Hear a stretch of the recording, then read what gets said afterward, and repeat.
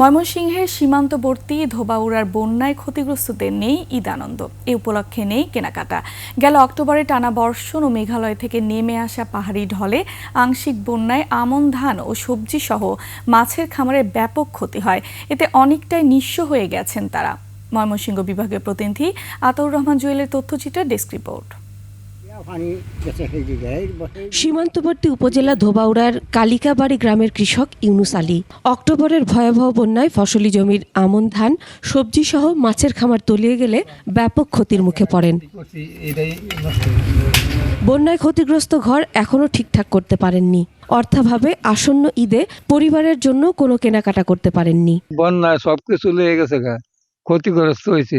আমরা কাপড় চোপড় কিনতে পারতেছি না, খাবার আনতে পারতেছি না, আমরা কিভাবে আনন্দ করবাম। বন্যায় ক্ষতিগ্রস্ত সবাইকে সরকারি সহায়তার আওতায় আনা যায়নি এই বিষয়টি স্বীকার করে উপজেলা নির্বাহী কর্মকর্তা সমাজের বিত্তবানদের অসহায় মানুষের পাশে সাহায্যের হাত বাড়িয়ে দেওয়ার আহ্বান জানান।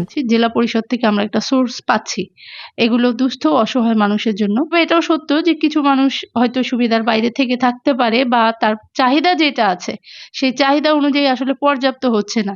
ওয়ালটন আবারও মিলিয়নিয়ার অফারে ওয়ালটন ফ্রিজ কিনে আপনিও হয়ে যেতে পারেন মিলিয়নিয়ার। তো আমরা চেষ্টা করে যাচ্ছি আর কি। আমি আশা করব যে আমাদের যারা বিত্তবান মানুষ আছে বা মোটামুটি সুবিধাজনক পর্যায়ে আছে তারাও যদি সহায়তা করে তাহলে আসলে আমরা একটা সবাইকে কাভারেজের আওতায় আনতে পারবো।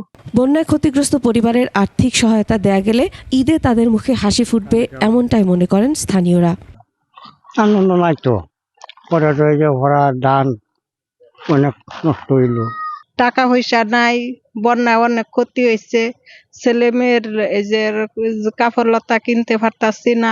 অন্য একটা ঈদ হয়েছে, আমরা কাপড় চোপড় কিনতে পারতাছি না, নাতির লাগিয়ে না, কি ছেলে মেয়ের লাগিও না, নিজের লাগিও না। টাকা পয়সা নাই যে মার্কেট করবো, পোলাপানের লেগে বাজার করবো। Masum আলিসা, desk report, 21 television.